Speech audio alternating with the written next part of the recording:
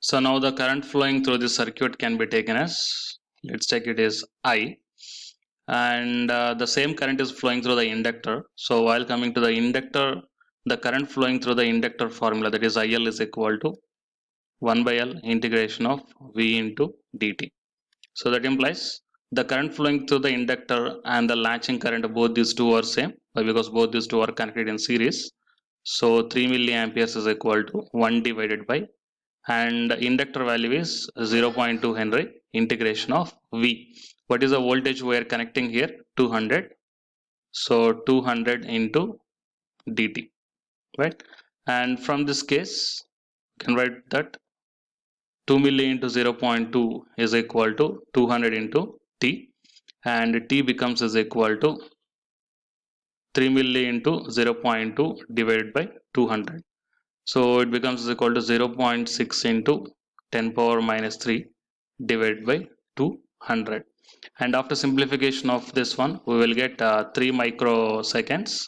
So that means the 3 microseconds time is required to make the SCR into the on state.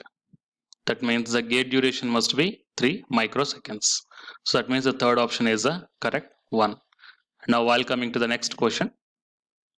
So if any type of questions are given like this to find out the minimum width of the gating pulse like this, then simply find out the time required. Okay, so with the help of this formula. Okay, with the help of this formula. So for example, if in the circuit, that means in the problem, if they mention that an SCR is connected to 200 volts battery through 0.2 Henry inductance plus one resistance is also connected with the 200 ohms like that, then what we have to do is that, so just take the SCR like this, and it is inductor and it is resistor. So here we are connecting like this. And now if you want to find out the gate pulse duration of this one, because in the question they are asking to turn on the SCR, right? So treat that SCR is in on state. So whenever the SCR is in on state, just simply short it down. So if I short it down, then if I apply the KVL equation to this loop, then I will get that voltage V is equal to IR plus I into dl by dt, right? But because IR is nothing but voltage drop across the resistor, and I into dl by dt is nothing but voltage drop across the inductor. So with the help of this expression, you can able to find out the time or the gate pulse width required to bring the SCR into the, to maintain the SCR in the on state. Okay, so it is the conditions will helpful. That means treat that SCR is an on state and simply short circuit wherever the SCR is there. In this case also, so just simply short circuit the SCR, then you apply this equation, that is the current flowing through the inductor IL is equal to 1 by L into integration of V into dt. Okay, and while coming to the next question, that is the fourth one. For constant load and supply voltage, the two DC motors will develop maximum torque when both are connected in. That means to get the maximum torque, or else RPM, rotation per minute, or else speed. Okay, the two DC series motors has to be connected in which connection? Okay, so generally the speed of the DC motor is directly proportional to voltage and inversely proportional to current. Okay, so it is the equation you have to remember. Speed of the DC motor is directly proportional to voltage and inversely proportional to the current flowing through the motor. So here, whenever the two DC motors are connected in series, okay, so let's take the two DC motors are connected in series like this. The connection looks like this. Okay, so if both the two DC motors are connected in series, then what happens is that the current flowing through both these two DC motors will remains same. Okay, remains same means here the voltage, sorry, the current remains the same, but the voltage, what happens, the voltage divides. Let's take here V1 and V2. Let's take the complete, the total voltage is V, that V divides to the V1 and V2. Okay, so that means the voltage is dividing. Let's take both these two voltages are equally dividing, then the speed is directly proportional to V by 2 and inversely proportional to current, and from this one S is proportional to V by 2 into 1 by I. So that means simply I can write that V by I suffix A. Right? That means the speed is directly proportional to 1 by 2 into V by current. So here I suffix A and I both these two are same. That means the current flowing through the armature. So finally, if the two DC series motors are connected in series, then what I got? Speed is directly proportional to 1 by 2 into V by current. Okay. So that means here the speed is reduced by half, right? The initial speed is reduced by half here. Okay. So now let's take it as a series. S of xs and S of xs. Nothing but S is directly proportional to V by I is the initial speed, and if both the two motors are connected in series, then I'm taking this one as a S of xs. That means speed of the two DC motors connected in series, right? So finally, S of xs and S of xs is directly proportional to 1 by 2 into S. That means the speed actually reduced by half if you connect the two DC motors in series. But here what they are asking, maximum torque they are asking. So maximum torque means, let's take the two DC motors are connected in parallel, right? So if the two DC motors are connected in parallel, then actually what divides here? The armature current will divide, right? So it means, let's take S suffix P. That means the two DC motors are connected in parallel is directly proportional to voltage. In parallel connection, the voltage remains same. If the voltage is V here, then the voltage of this DC motor and voltage of this DC motor is V only, divided by what happens? The current will divides, right? So that means IA by 2.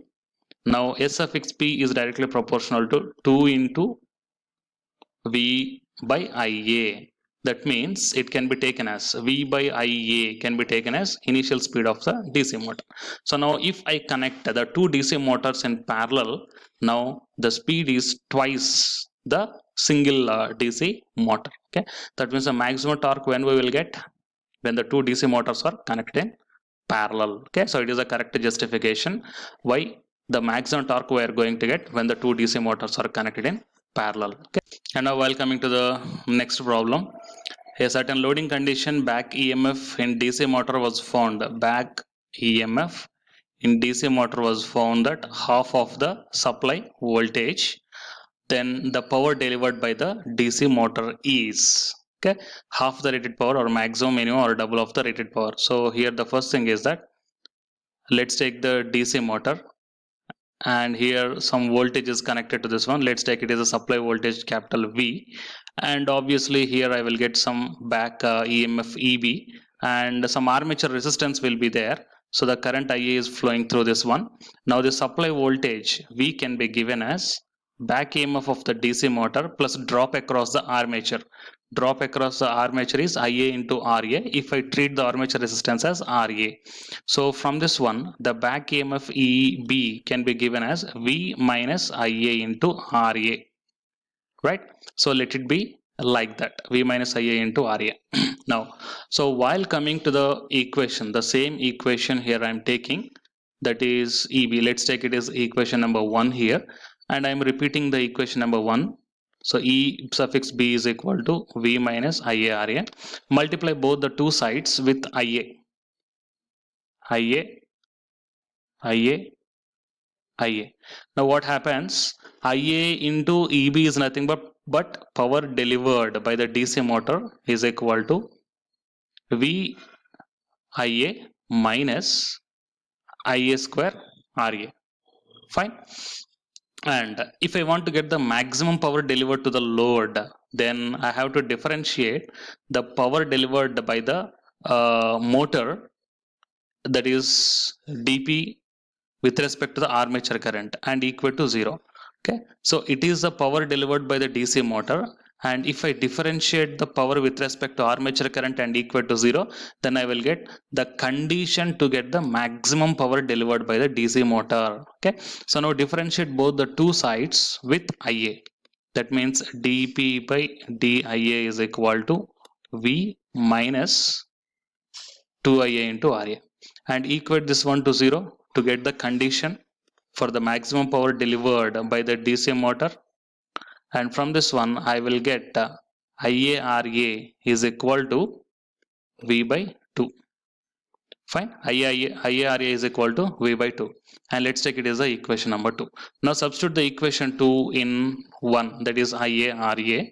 Then I will get EB. EB is equal to, that means the back EMF is equal to V minus IARA can be substituted as V by 2. And from this one, I will get V by 2. That means back EMF is a half of the supply voltage. So back EMF is equal to half of the supply voltage. When I got this condition, when I treated, the power is the maximum. Okay, that means whenever the power is maximum, that means the power delivered by the DC motor is maximum, then I will get the back EMF of the DC motor is half of the supply voltage. Okay, that's what the exactly question is asked. So here the answer is the maximum. Okay, second option is the correct one. So it is the question number 6. And coming to the next question.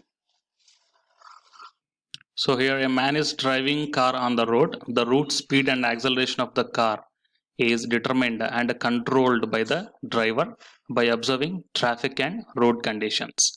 Driver has to manipulate the accelerator, clutch, gear levels, brakes and the steering wheel, etc. to control the car. And speedometer is provided on the panel to display actual speed.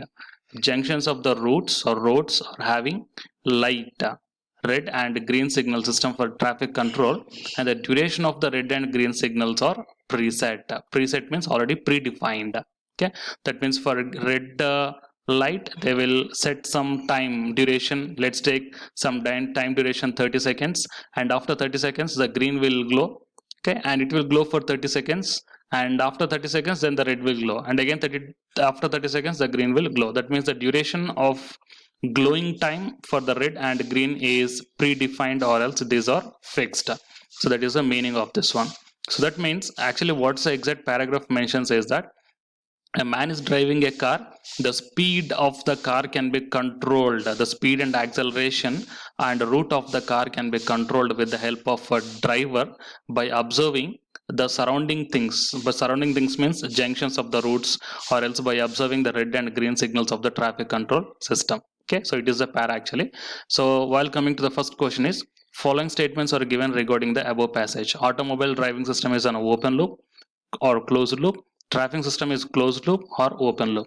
So here the first point is the traffic signal system is a open loop. Why? Because it is not a it is not a feedbacking thing. That means here, as per the given para, the traffic signal light glowing is not depending upon the intensity of the traffic on the road. Okay, why? Because it's a preset. Preset means it comes under the open loop control system, right? And while coming to the automobile driving system is a closed loop. Why? Because it's a closed loop. Okay, it's a closed loop. Why? Because the speed of the automobile can be controlled with the help of a driver. He monitors each and every situation. He monitors the traffic, and he monitors the red and green signal, all these things. Based upon the traffic and the control signals, he maintains the speed or acceleration of the car. That means it is a closed loop system. So coming to the first question, option B and D are the correct one. That means fourth option is the correct one. And while coming to the next question, traffic signal system is A. Okay, so it is a perfectly on and off control system. Why? Because it is not proportional to anything. It is not a derivative control thing, and it is not proportional to a derivative. It is just on and off. That means for first 30 seconds the red will on, and after 30 seconds the green will on, and for the next 30 seconds the red will on, and for next 30 seconds the green will on. It's just like if the red is on, then green has to be off. If green is on, then red has to be off. It's just nothing but a on and off control system. Okay, so that means fourth option is the correct one. And coming to the next thing, in an automobile driving system, eyes of the driver acts as, so eyes of the driver here acting like a feedbacking thing, right? But because the eyes looks at the red and green light of the traffic control system, that means the eyes of the driver acts like a visual link to the feedback loop. And in an automobile driving system, the brain of the driver acts like an error detector. Okay, so error detector means it's just nothing but a difference between the reference signal and the feedback signal. That means the brain of the driver, it just acts like a error detector. That means how much difference is there between the reference and the feedbacking signal. Okay, And while coming to the next one, in an automobile driving system, the function of actuator is being performed by both the accelerators and brakes. So both these two performs the actuator which controls the machine